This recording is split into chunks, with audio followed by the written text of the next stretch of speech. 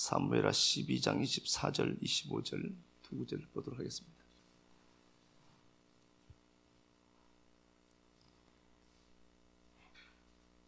다윗이 그의 아내 밧세바를 위로하고 그에게 들어가 그와 동침하였더니 그가 아들을 낳음에 그의 이름을 솔로몬이라 하니라. 여호와께서 그를 사랑하사 선지자 나단을 보내 그의 이름을 여디디아라 하시니 이는 야훼께서 사랑하셨기 때문이더라. 아멘. 예, 기도하고 우리 말씀 나눔하도록 하겠습니다. 기도하겠습니다. 하나님, 말씀을 들어도 여전히 처절하고 여전히 고통스러운 현상 앞에 눈물 흘리는 내 모습을 봅니다. 말씀 붙들고 걸어가도 내가 받은 약속과는 상반되는 상황이 연출되는 것 같았습니다. 문제는 내 밖의 환경이 아니라 하나님보다 범람하는 요단을 더 크게 보는 내 시선이었음을 고백합니다. 그 앞에서 3일을 머물며 말씀 끌어안기를 원하는 하나님의 마음 주사 이제 현상이 아니라 들려오는 말씀 한 자락에 집중하고 말씀을 내 힘으로 삼기 원합니다. 문제 너머의 이 사건으로 더 큰 역사 만들어 가실 내 하나님을 기대하며 야훼는 나의 목자시니 내게 부족함이 없음을 다시 붙듭니다. 아프고 힘들 때마다 우리 앞에 있던 문제가 나를 두려워하여 뒤로 물러가더라는 말씀 기억나게 하시고 요단강을 갈랐던 하나님의 도우시는 손길이 우리 삶 곳곳에 나타나서 내 하나님은 실수하지 않으심을 고백해내는 복 있게 하옵소서. 그리스도 대신 예수님 이름으로 기도드립니다. 아멘. 예, 희망적이지 않습니까? 예. 오늘 본문이 또 짧아서 빨리 끝날 것 같은 예감도 있고. 예, 여기 늘 교회를 염려해주고 걱정해주는 성도님 한 분 뒤에 계십니다. 예, 너는 사랑을 입은 자라는 말씀의 제목으로 하나님의 말씀 나누도록 하겠습니다. 그 다윗에 대해서 우리가 말씀을 보았는데요. 좀 더 이제 이어서 보겠습니다. 사무엘상 22장에 보면은 다윗이 환난 당한 자, 빚진 자, 쫓긴 자, 원통한 자, 그런 자들의 우두머리가 되더라. 이제 이렇게 되어 있죠. 우두머리가 되더라. 그런데 이제 그 다윗의 우리가 행로를 그 행적을 우리가 추적해 보면은 다윗은 그 우두머리가 되면 안 되는 사람이었다. 우리가 그렇게 말씀을 보았습니다.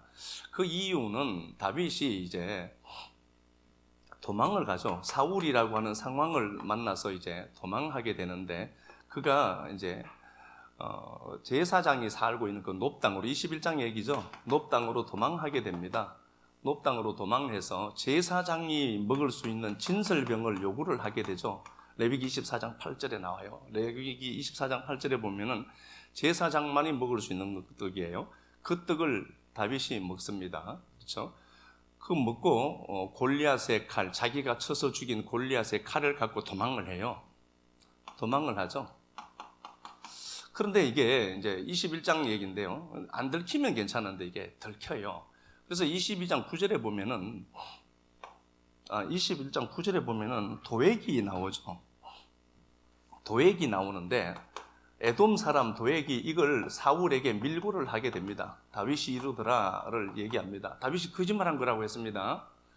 그러니까 다윗이 지금 거짓말해서 이상한 환경과 상황들이 자꾸 연출이 돼요. 그런데 다윗은 하나님이 이 부분에 대해서 아무 말씀도 안 하셨다는 걸 우리가 꼭 기억해야 됩니다. 거짓말해도 괜찮구나가 아니에요. 그렇게 생각하시면 안 됩니다. 도덕 위에 하나의 법이 있다라고 제가 자꾸 말씀을 드리는 거예요. 자, 어쨌든 그 도액이 이 사실을 알고 밀고를 하게 됩니다. 그렇게 해서 어떻게 하냐? 제사장 아히멜렉과 그의 가족 제사장 85명이 죽고 또 그 성에 있는 사람 385명이 죽었다. 300명 이상이 죽어요. 그러면은 다윗이 거짓말했습니다. 지금까지 우리가 본 것처럼 다윗은 거짓말했습니다. 자기가 배가 고팠던 거예요. 그래서 자기는 거짓말을 했습니다. 그런데 그 거짓말이 불러오는 재앙은 엄청난 겁니다. 85명의 제사장이 죽고 거기에 동반된 또 사람들이 요세푸스에 의하면 300명, 380명이죠. 명이 죽임당해요. 그리고 그 나라, 그 땅이 아히멜렉과 함께 있는 그 제사장 마을이 쑥대밭이 돼요. 자, 그리고 다윗이 21장 10절에 또 가죠. 그리고 그가 어디로 도망가느냐 보니까 자기 살려고 블레셋으로 도망가요. 지금 자기가 거짓말한 것 때문에 이런 상황들이 펼쳐짐에도 자기는 자기 살려고 하죠. 이것 보고 나쁘다라고 할 수 있는 건 없죠. 이게 우리의 모습이에요. 도망하는데 여기에서 체포가 되게 되고 침을 흘려서 탈출해 나옵니다. 제가 말씀드렸지만 긴장하면 긴장할수록 침이 더 안 나와요. 그런데 침이 나왔다라고 하는 것은 다시 말하면 뭐죠? 침이 수염을 타고 흘러내릴 정도였다라고 보면은 이건 도저히 하나님의 개입 없이는 안 되는 겁니다. 하나님이 다윗에게 은혜를 줍니다. 우리가 갖고 있는 사상, 우리가 갖고 있는 틀로 보면은 하나님 절대로 여기 다윗에게는 은혜 주면 안 되죠. 그런데 하나님은 다윗에게 은혜를 주어서 다윗의 생명을 거기서 건져내게 됩니다. 이때 그가 시편 32편을 기록한다라고 했고요. 그거 한번 찾아가서 보겠습니다.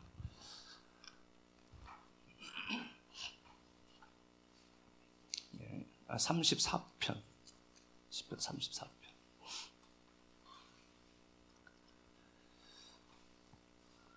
시편 34편 15절 한번 가서 보겠습니다. 야훼의 눈은 의인을 향하시고 그의 귀는 그들의 부르짖음에 기울이시는도다. 34편 12절에 하나님의 눈은 의인을 향한다. 누구를 얘기하는 거죠? 여기서 의인은요? 자신을 얘기해요. 다윗 자신을 하나님이 뚫어지게 쳐다보더라는 겁니다. 우리가 갖고 있는 도덕관념이나 이 틀로만 보면은 종은요 해야 될 게 많아요. 근데 우리 성경에는 우리를 종이라 하지 않죠. 뭐라고 하죠? 친구, 아버지와 아들로 얘기하죠. 그러니까 종은 해야 될 게 많아요. 해야 될 게 많습니다. 해야 될 것이 많은데 해야 되는 그것들이 그 사람의 정체성은 또 아니죠. 그 사람이 아니에요. 그러니까 남들이 만들어둔 그 틀을 갖고 내 삶을 재단할 필요는 꼭히 없습니다. 근데 그 사람 보기에 틀린 게 내게는 맞을 수도 있고 내가 보기에 맞는 게 그 사람 보기에는 틀린 게 될 수도 있습니다. 그래서 노자가 공자를 보고 예를 중요하게 하는 그 공자를 보고 아주 찌꺼기처럼 처리했어요. 도가 안에 들어가 있어서 그 도라고 하는 하나님이 안에 들어가서 그게 스며져 나오는 예를 말을 했는데 공자는 그 예를 먼저 중요시했기 때문에 그게 핀트가 틀린 거다라고 제가 말씀을 드렸죠. 다윗이 지금 자기를 의인을 향하더라 하나님. 12절 한 번 더 가서 볼까요? 생명을 사모하고 연수를 사랑하여 복 받기를 원하는 사람이 누구뇨? 내 혀를 악에서 금하며 생명을 사랑하는 자는 생명을 사랑하는 자 그렇게 되어 있죠. 생명을 사랑하는 자, 연수를 사랑하고 복 받기를 원하는 자는 혀를 악에서 금하고 입술에 거짓말을 금해라. 자기가 방금 거짓말했거든요. 거짓말하지 마라 그렇게 됐습니다. 근데 다윗이 이 이야기를 감히 자기에게 그래도 미안해서 사용하면 안 되는 거겠죠. 자기가 지금 거짓말해서 도회기 22장 9절에 밀고 하고 제사장 85명이 죽습니다. 다윗 때문에 죽은 거예요. 그죠? 그런데 다윗이 지금 뻔뻔하게 자기를 의인으로 취급하고 있고요. 생명을 사랑하고 주의 은혜를 받기를 원하는 자는 입에서 거짓말을 그쳐라. 자기가 거짓말했거든요. 이 이야기를 뻔뻔스럽게 하고 있습니다. 제가 왜 그런지는 지난 시간에서 말씀드린 것처럼 이 다윗은 은혜가 담기는 그릇이었다는 겁니다. 이 모든 상황들을 통하여서 하나님이 설명되고 있더라는 겁니다. 하나님이 설명되는 삶이 다윗의 삶이었다. 이렇게 보았까요? 이 틀 갖고 오늘 본문 한번 추적해 보겠습니다. 다윗이 16장에서 사무엘상 16장에서 기름 부음을 받습니다. 그리고 17장에서 골리앗과의 전투에서 승리합니다. 대단한 겁니다. 그러니까 다윗을 보면서 골리앗과의 전쟁에서 승리하고 18장에서 그가 돌아올 때 많은 여인들과 많은 사람들이 칭송합니다. 다윗이 죽인 자는 만만이다. 그렇게 얘기합니다. 다윗을 최고의 자리에 올려놓습니다.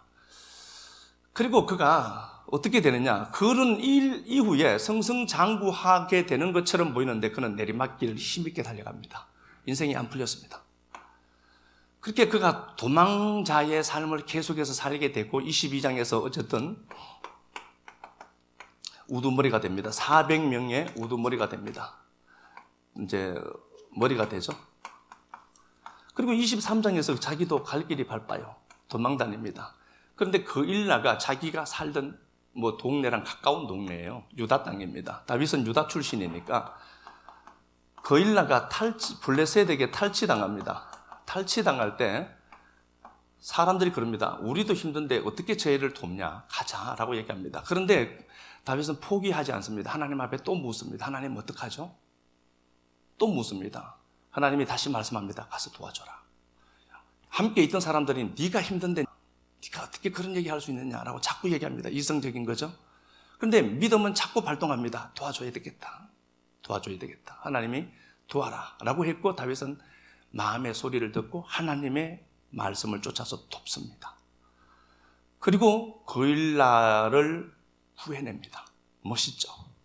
다윗이 굉장히 멋있습니다. 23장까지 그려지는 다윗은 너무 멋있습니다. 영웅 다윗이 여기에 이제 나오게 되죠. 그리고 다윗이 계속해서 도망하다가 30장에서 자기가 살던 블레셋 땅으로 도망해서 자기가 살던 그 시글락이 불탑니다. 불탔을 때 그렇게 1년 4개월 동안 돈 한 푼 없이 살던 인생이 돈이 생긴 겁니다. 성공의 조건들이 생긴 겁니다. 시글락이 불탑니다. 사람들은 악의 평범성이라고 하는 그 책을 한번 읽어봤으면 좋겠어요. 참 좋은 책인 것 같아요. 악의 평범성. 많은 사람들이 악이다라고 규정해버리면 그게 악이 아닌데도 악이에요. 그 나치 세계 똑같은 거예요. 근데 봐요. 블레셋에 의해서 시글락이 불탔는데 백성들은 이렇게 접근합니다. 다윗을 쳐 죽이자. 다윗 때문이라는 거죠. 다윗은 하나님밖에 붙들 게 없고 그가 하나님을 붙들고 분부했지만 마음 차라리 아주 고통스러웠지만 하나님을 붙들고 일어납니다. 보통 용기가 아닙니다. 우리가 인생 살면서 힘든 상황들을 만나 보았을 때 믿음 붙들고 일어난다는 것이 사실 쉬운 게 분명히 아니거든요. 그런데 그는 하나님을 붙들고 일어났고 아말렉을 치러갔고 그곳에서 승리하게 됩니다. 멋있습니다. 돌아올 때의 모습을 또 알죠? 30장 26절 이하 말씀에 아말렉이 시글락을 쳤는데요. 이 아말렉을 치러 가죠. 다윗과 함께. 갔다가 200명이 붓솔 시내가에서 퍼질러 버립니다. 그러니까 따라가다가 체력이 안 된 거죠. 그래서 200명이 낙오자가 생긴 겁니다. 그들이 붓솔 시내가에 머물고 있고 다윗과 나머지 사람들이 가서 치고 승리해서 오니까 다윗과 함께 갔던 자들 중에 그러죠. 저 200명들에게는 전리품 주면 안 된다. 함께 안 갔거든요. 그런데 다윗이 줘야 된다. 공동체다. 공동체, 한 생명을 가진 공동체니까 쟤들에게도 분깃을 똑같이 줘야 된다. 그렇게 해서 이게 이스라엘의 새로운 하나의 규범이 됐다. 이렇게 돼 있죠. 멋있죠? 주는 왜 주냐? 싸우지도 않았는데 비겁하게 뒤로 뺐는데 그래도 줘야 된다. 그게 다윗의 은혜였습니다. 그리고 다윗은 자기에게 들어온 분깃을 유다 땅 장로들에게 그냥 보냅니다. 자기도 힘든데. 30장에서 그려지는 다윗은 멋있습니다. 계속해서 다윗이 너무 멋있죠? 31장에서 사울이 자살합니다. 그리고 요나단이 전사합니다.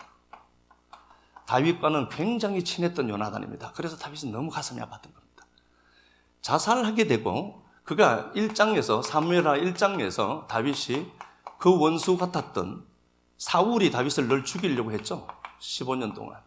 그 원수 같았던 사울이 죽은 것 보고 속이 시원하다가 아니라 하나님이 나를 사람 만드는 도구였구나를 알고 애통해합니다. 나를 그렇게 괴롭혔던 건데 오히려 그가 죽은 것을 보고 고통스러워하는 다윗을 여기서 만납니다. 너무 멋있습니다. 23장에서 사무엘상 23장에서도 제가 빠진 게 있는데요. 24장 26장에 보면은 다윗은 사울을 죽이고 싶었는데 분명히요 마음속으로는 죽이고 싶었지만 그는 죽일 기회가 사무엘상 24장 26장에서도 연거푸 나타났음에도 불구하고 사울을 죽이지 않습니다. 기름 부음 받은 자 함부로 하면은 안 된다. 그리고 그는 피해갑니다. 바로 앞에 놓여 있었고 아브넬이 자기 손에 피를 안 묻힐 수도 있었습니다. 그렇죠? 아비새가 내가 칼로 한 방에 죽일 수 있습니다 라고 하니까 죽이지 마라. 그리고 그는 돌아옵니다. 죽이면 상황이 끝날 것 같은데도 죽이지 않습니다. 너무 멋있어요. 다윗은 어떻게 보면 인생이 걸어가야 될 길들이 있는데 최고의 꼭지점을 향해서 막 이렇게 걸어가고 있어요. 다 잘 되고 너무 멋있고, 그 사울이 죽었는데 다윗이 울지도 않고 오히려 웃지도 않고 울고 고통스러워합니다. 2장 사무엘하 2장에서 보면은 하나님이 말씀합니다. 하나님 어디로 갈까요? 묻습니다. 이미 전세는 다윗에게 다 기울어져 있어요. 이때 상황이 이스라엘이 있죠. 전체가 있는데 북이스라엘은 남유다는 아직 갈라지진 않았죠. 이런 상황이지만 북쪽은 경상남북도만한 크기에서도 북쪽이 나누었죠. 거기는 아직도 사울을 추종하는 자들이 많이 있는 겁니다. 그런데 다윗이 지금 모든 사람들이 거의 다윗에게 다 집중하고 있는 겁니다. 근데 다윗은 자기 힘을 사용하지 않습니다. 자기 힘을 숨길 줄도 아는 용기를 가진답니다. 이거 힘들어요. 내가 난대로 사는 인생들이 내가 가진 힘을 축소시켜서 내가 많은 사람들에게 종이 된 것은 그 사람 하나라도 더 구원하려고 했다라고 하는 사도 바울의 높은 영성, 내가 이거 먹어도 괜찮아, 나는 먹을 수 있지만 내가 먹는 것이 너에게 이게 네가 고통스럽다면은 내가 안 먹을 거다 라고 하는 이 영성을 사무엘하 2장에서 다윗을 통해서도 만납니다. 힘이 있으면서도 자기 힘을 숨길 수 있는 그런 힘까지, 능력까지 있습니다. 5장에 보면은요, 5장에서 보면은 드디어 이스라엘 온 전체 사람들이 몰려옵니다. 기다렸던 겁니다. 7년 6개월 기다립니다. 이게 사실 힘들어요. 하나님의 때를 기대하면서 그냥 기다리는 겁니다. 그렇게 해서 그는 이스라엘의 왕이 됩니다. 그리고 5장 17절 이하 말씀에 보면은 예루살렘을 이때 탈환합니다. 여부수 족속들이 살고 있습니다. 그런데 그 땅을 아무도 침범하지 못했던 겁니다. 왜 그러냐 보면은요, 예루살렘은 들어가는 진입로가 하나밖에 없습니다. 그리고 전 사방으로는 전부 절벽입니다. 못 들어가는 곳이에요. 그럼에도 불구하고 다윗이 이걸 뺐습니다. 그리고 이것을 하나님의 도성 예루살렘으로 만들어냅니다. 멋있죠? 너무 멋있지 않습니까? 이건 어떻게 사람이 이런 삶을 그려낼까? 그리고 그는 6장에서 하나님의 법궤, 하나님을 상징하는 하나님의 법궤를 모셔오려고 합니다. 이제 성공해서요. 성공하고 나서 또 하나님의 법궤까지 신경 써요.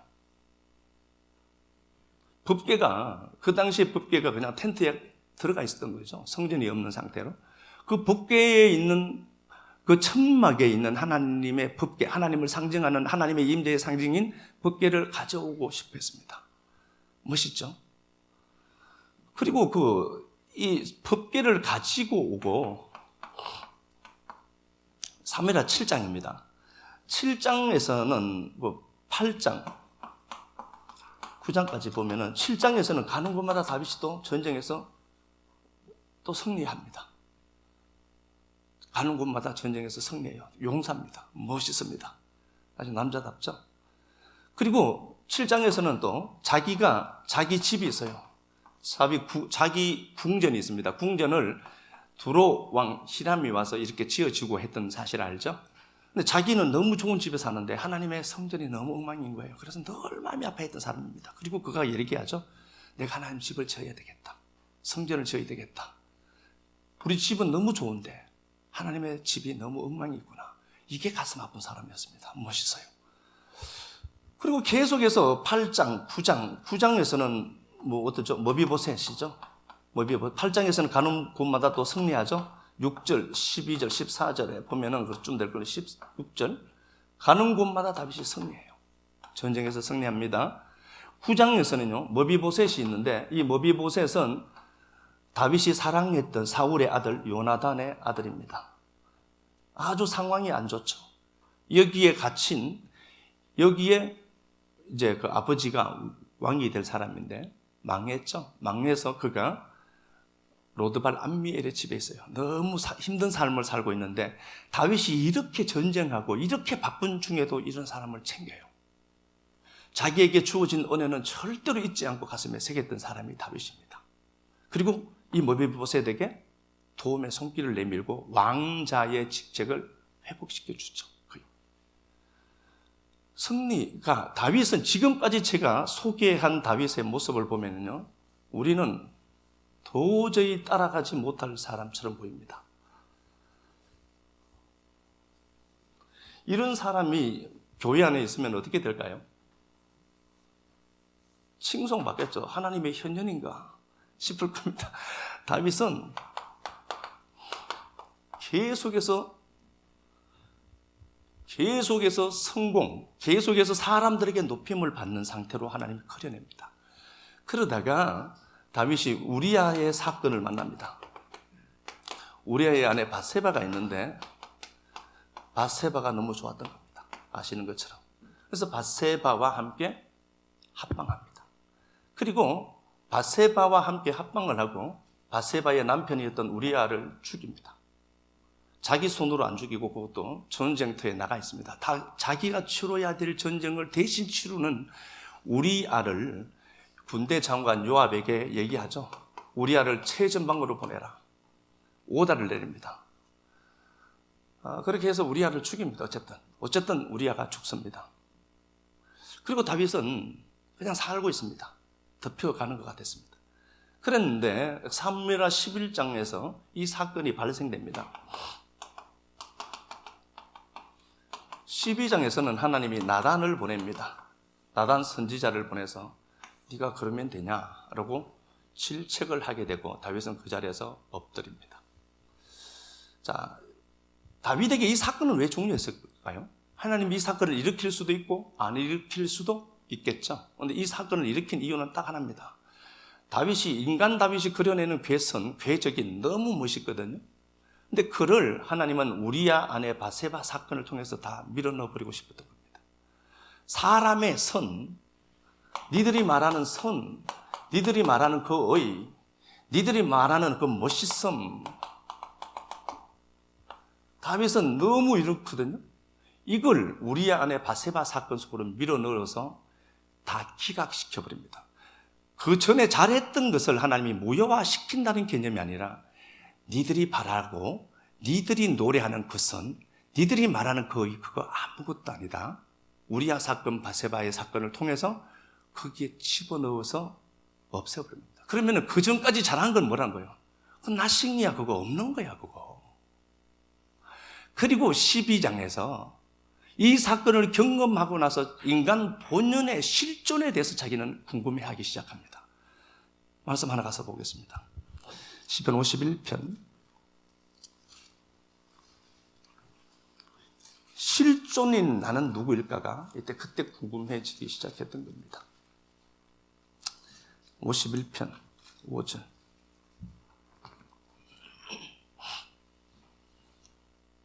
내가 죄악 중에서 출생하였으며 어머니가 죄 중에서 나를 잉태하였나이다. 보소서, 주께서는 중심이 진실함을 원하시오니 내게 지혜를 은밀히 가르치시리이다. 예, 이때 상황에서 지은 시입니다. 시편 51편 5절. 자기가 죄 중에 출생했다는 겁니다. 출생 때부터 자기는 죄인이라는 겁니다. 이게 어떤 죄를 지어서가 아니라 하나님과 분리된 존재 자체가 죄라는 거예요. 근데 이게 인간 실존입니다. 그러니까 다윗이 승승장구하는 겁니다. 승승장구하다가 마침표를 우리 안에 밧세바 사건으로 하나님 만들어내요. 아내 밧세바에게 밀어넣어버립니다. 야, 그 전에 잘한 거 이거 아무것도 아니야 라는 겁니다. 아니, 그 행동, 그 선 자체를 제가 부정하는 건 분명히 아닙니다. 제가 말씀하고자 하는 의도를 잘 아셔야 돼요. 다윗이 사람들 보기에 야, 너무 멋있다는 것을 한 방에 밀어넣어버려요. 그리고 그건 나싱이야, 그거. 그게 니들이 자랑하는 그게 무슨 자랑거리냐, 그게.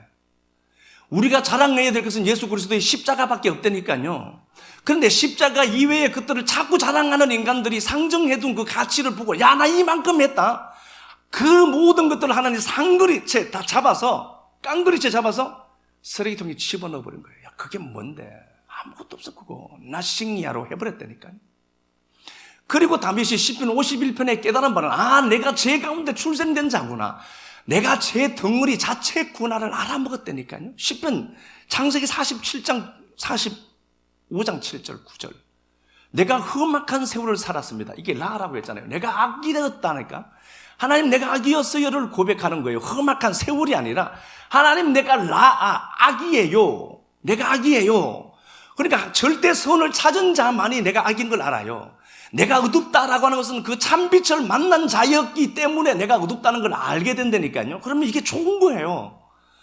하나님 내가 이게 악 자체구나. 그러면 선을 찾았기 때문에 내가 악인 걸 알아요. 그렇지 않으면 인간은 내가 이만큼 했는데를 자꾸 자랑한다니까요.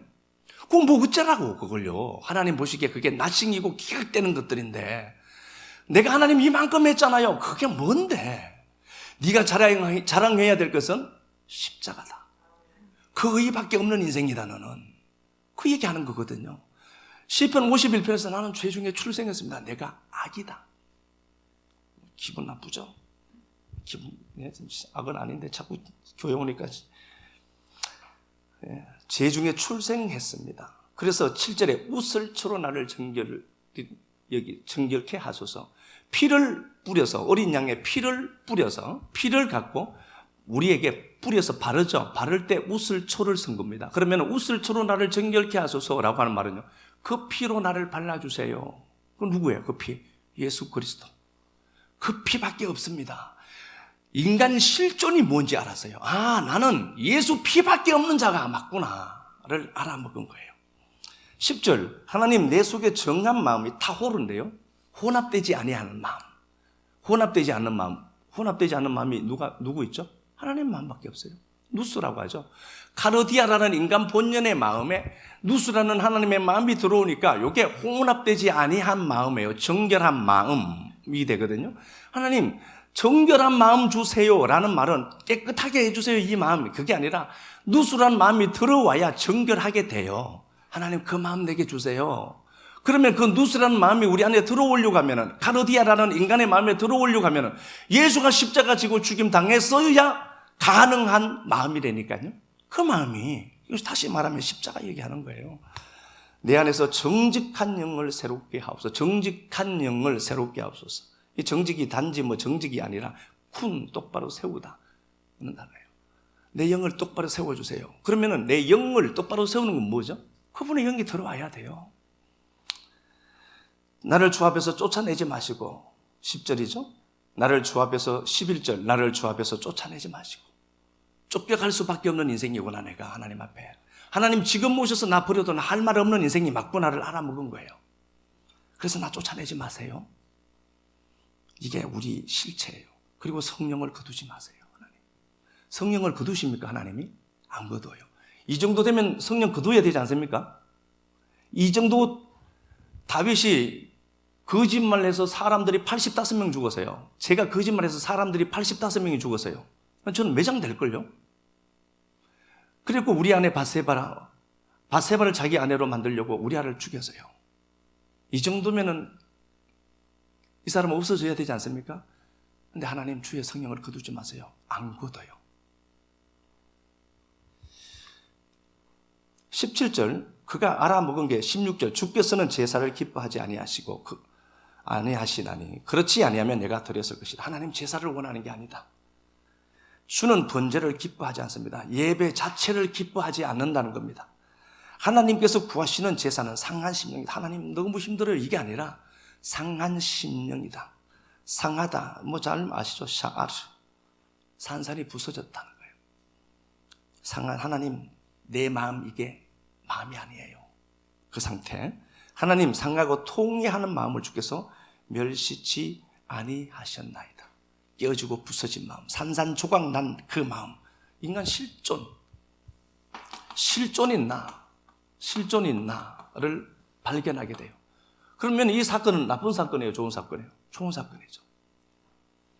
그러니까 이걸 자꾸 세상 사람들이 재단한 사건으로만 보면 안 된다니까요. 하나님이 이 사건을 다윗 삶에 일으켜서 다윗아 네가 누군지 한번 봐.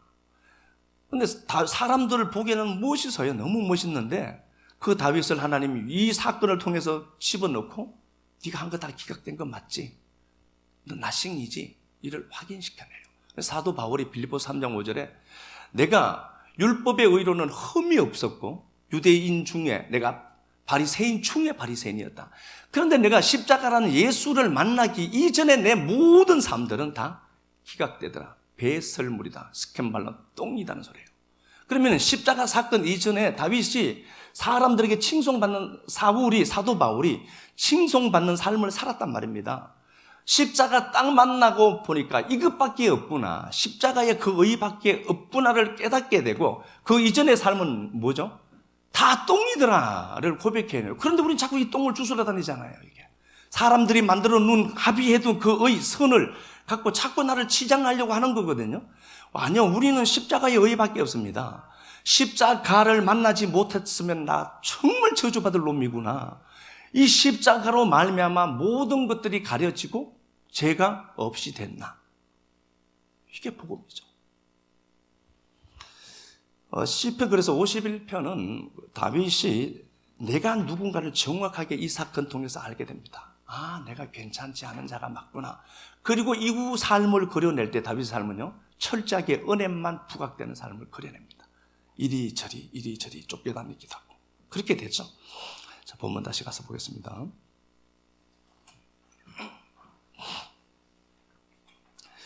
자, 다윗이 그의 아내 밧세바를 위로하고 그렇게 됐습니다. 이것도 예수 그리스도를 또 설명한 거죠. 밧세바와 다윗이 처음 관계를 가졌을 때 낳은 아이가 이름도 없는 아이입니다. 첫째 아이가 있습니다. 죽었습니다. 둘째 아이가 솔로몬입니다. 그럼 이 다윗을 누구로 봐야 된다고 했죠? 예수로 보셔야 돼요. 밧세바는요, 성도인 우리예요. 예수가 진짜 우리 남편이거든요. 그런데 성도가 다른 남편을 끌어안고 산 거예요. 성경에서 말하는 생물학적인 남자, 여자가 아니라 성도는 다 여자예요. 세상에 남자 하나밖에 없습니다. 누구죠? 예수 그리스도예요. 씨 가진 자, 자카르니까. 그 자카르밖에 없어요. 다윗, 예수로 그려지는 다윗. 그런데 이 밧세바가 다른 남편, 우리아라고 하는 남편을, 율법의 남편을 끌어안고 있는 거예요. 그러면은 이 남편 입장에서는 어떻게 되죠? 죽여야 되죠.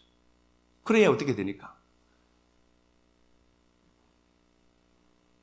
밧세바라고 하는 언약을 가진 우리가 진짜 참 언약인 다윗을 만나는 거죠. 그 이야기를 담아둔 거라고 했습니다, 이게. 그러니까 이게 이제 복음을 담아둔 건데요. 어쨌든 다윗이 첫째 아이가 죽습니다. 밧세바와. 두 번째 아이가 솔로몬입니다. 솔로몬, 평화. 뭐 그런 단어죠. 평화라는 단어인데 샬람입니다. 샬람, 완성하다, 충분하다, 그런 단어죠. 그러면은 적어도 우리가 알고 있는 도덕관념으로 보면은 밧세바와 다윗을 통해서 솔로몬쯤엔 안 돼요. 솔로몬이 나중에 왕이 되거든요. 이건 뭐죠? 죄가 많은 곳에 은혜가 많음을 그려내는 겁니다. 자, 그러면은 다윗이 솔로몬을 낳게 되는데요. 이 솔로몬을 통해서 왕권이 흘러갑니다. 그런데 솔로몬이라는 이름을 짓죠. 이게 뭐죠? 이게 완성이다 하는 겁니다. 하나님이 다윗을 버려두지 않습니다. 그리고 그에게 솔로몬을 낳게 해요. 솔로몬을 출생하게 해서 이게 완성이다. 이게 완성이다. 그러면은 다윗이 승승장구하다가 완전히 곤두박질 쳐요. 그리고 그 곤두박질 친 자리에서 인간 실존이 뭘까? 내가 누굴까? 후의 마이를 그려내요. 내가 누구지? 하나님이라는 존재와 분리되어 있는 이 자체가 악이구나를 알아먹게 되고 인간 실존에 대해서 알게 됩니다. 그걸 하나님이 어떻게 하죠? 솔로몬을 통해서 보여줘요. 그래, 그게 완성이야. 그게 십자가다. 그리고 솔로몬의 이름을 짓죠. 그게 완성이야 라는 겁니다. 그리고 솔로몬의 이름을, 별칭을 여디디아로 하죠. 여디디아다 이렇게 되어 있습니다. 여디디아 이렇게 썼습니다. 이게 야훼입니다. 야훼죠. 이게 기쁨. 야훼의 기쁨이란 단어입니다. 솔로몬을 보고 야훼의 기쁨이다 이렇게 얘기해요. 자, 그러면 솔로몬이 출생했습니다. 자, 솔로몬이 출생한 그 자리로 우리가 한번 돌아가 볼게요. 솔로몬이 출생했습니다. 너무 행복하고 기쁘죠? 그 솔로몬이 이렇게 있는데 다윗이 있고 그 자리에 밧세바가 있습니다. 근데 그 솔로몬을 내 이름을 야 솔로몬이야 이게 완성이다. 이게 평화야. 이게 참된 안식이야를 설명해내죠. 그리고는 여디디아라는 이름을 별칭을 줘요. 여디디아라는 이름을 줍니다. 이게 야훼의 기쁨이라는 겁니다. 그러면 솔로몬을 보면서 다윗은 뭘 보죠? 자기를 보는 거예요. 솔로몬이 누구죠? 자기 아닙니까? 자기 새끼니까. 이런 상황 속에서도 하나님의 은혜는 이것까지도 품어내구나를 알아요. 하나님의 은혜가 우리의 그 흉악한 것들을 야, 너 이만큼 잘못했으니까 너 그만해라. 끝이다 너랑은. 그러시느냐? 육신의 아버지도 안 그러더라고. 그러면 뭘 얘기하느냐? 하나님이 우리에게 말씀하시는 것은 야, 니들이 이렇게 흉악한 범죄를 저지른다 할지라도 너는 내 새끼고 내 은혜는 그것까지 덮을 수 있단다. 확인시켜야 되는 거예요. 그래서 그 아들의 이름을 여디디아라고 하는 겁니다. 야훼의 기쁨이다. 이게 한 사이클 제가 설명을 했습니다. 이 많은 사이클, 이 여기까지를 꼭지점, 여기를 결성점으로 잡는다면은 이게 바로 하나님이 원하시는 그림이었구나. 이것까지도 하나님 사랑하는 거구나. 야훼의 기쁨이구나를 지어내요. 요게 도드라는 단어에서 왔습니다. 도드가 이게 다윗이라는 단어예요. 사랑하다는 단어입니다. 그러니까 하나님이 그렇게 얘기하는 거예요. 다윗아 잘 봐라. 솔로몬을 보면서 다윗은 특별히 했을 겁니다. 솔로몬을 보면서 네가 잘했던 것들 있지. 네가 의라고 하고 나 이만큼 했으면 내가 이래서 이런 은혜를 받는 거야. 내가 이따만큼 이만큼 하니까 하나님 내게 은혜를 더 주는 거야. 은혜를 인과관계 속에 묶어놓은 인생들아 잘 봐라. 그 은혜가 내가 니들이 말하는 이게 선이고 이게 의라고 합의해둔 것들 그거 내가 보기에는 아무것도 아닐 수도 있다. 한 방에 밀어 넣어버리고 다윗이 아주 흉악범처럼 그려내요. 그 멋진 다윗이. 그 멋진 다윗은 온데간데 없고 다윗은 아주 이상한 놈으로 그려냅니다. 그런데 다윗은 안 겁니다. 그것 통해서 자기를 발견하고 하나님의 은혜가 이것까지도 삼킬 수가 있구나. 나의 어떠함 여기까지도 삼켜버리시는 하나님의 은혜가 여기 있구나를 발견하게 되죠. 발견하게 되고 이게 하나님의 기쁨이고 이게 나를 사랑하는 거구나. 그래서 여디디아라는 이름은 솔로몬에게 주어진 이름이지만 실제로 솔로몬을 보면서 다윗은 너를 봐. 네가 나의 기쁨이야. 라는 소리로 하나님이 알게 하셨을 것이다. 다윗은 뭘 본 거죠? 나도 하나님 사랑하는 자구나. 이런 나를 사랑한대요. 말도 안 되는 이런 나 같은 걸 버릴 만도 한데 버리지 않아야 하시고 이런 나도 사랑하신다는 거예요. 그러니까 이게 로마서 9장 11절에 얘들이 선과 악을 구분하기 전에 원하시는 이로 말미암아 뜻대로 부름을 받은 자로 말미암아 사랑한대요. 내가 이걸 해서 하나님 이렇게 사랑하는 게 아니라 너는 처음부터 내 새끼였으니까 내가 너 사랑한다로 말씀을 하시는 거예요. 자, 16장 요 하나만 가서 보겠습니다. 사무엘상 16장.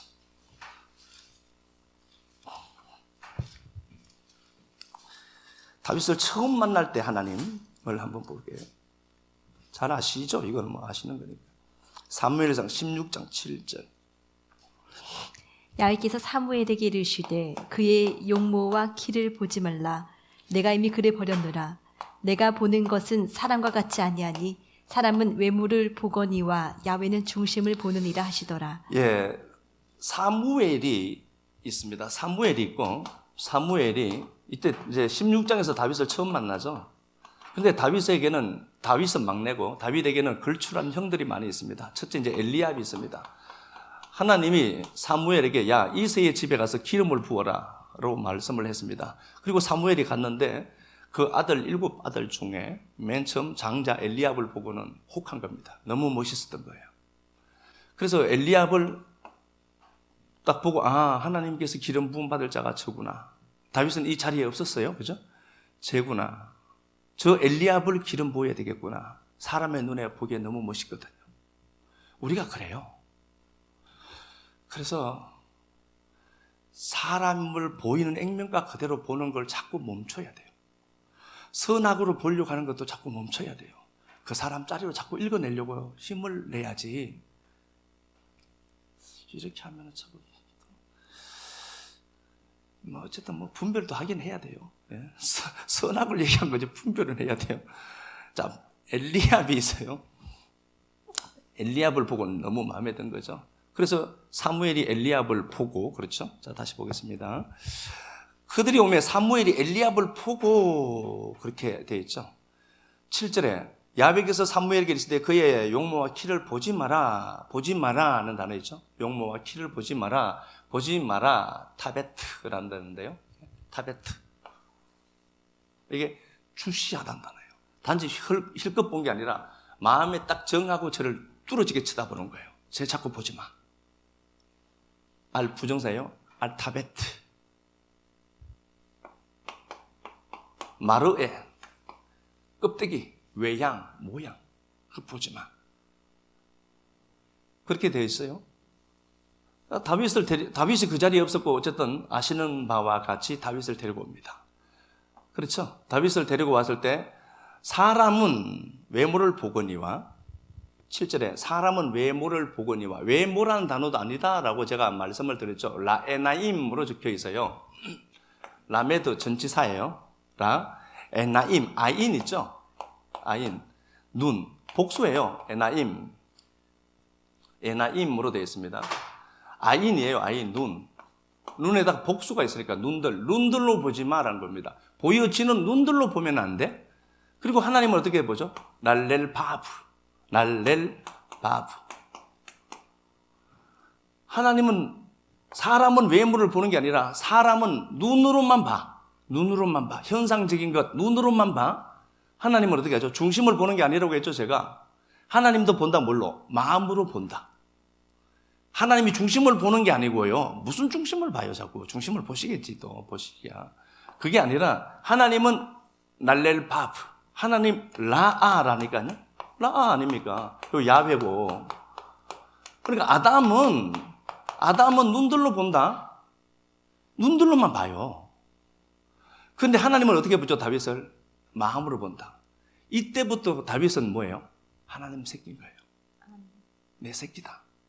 그러니까 하나님이 애비가 자식을 사랑해서 저놈은 무조건 괜찮은 거야. 저놈은 사고 쳐도 내가 돈을 갚아줘야 돼. 내 새끼거든. 그래서 마음으로 보고 있어요. 아버지는 중심을 보는 게 아니라 제가 내 새끼니까 하나님의 긍휼과 사랑하는 그 마음이 충만해서 다윗을 이렇게 쳐다보고 있는 거예요. 그게 다윗이고 그게 우리들인 겁니다. 혹여라도 믿음의 이전 가운데 쓰러지고 넘어지더라도 괜찮습니다.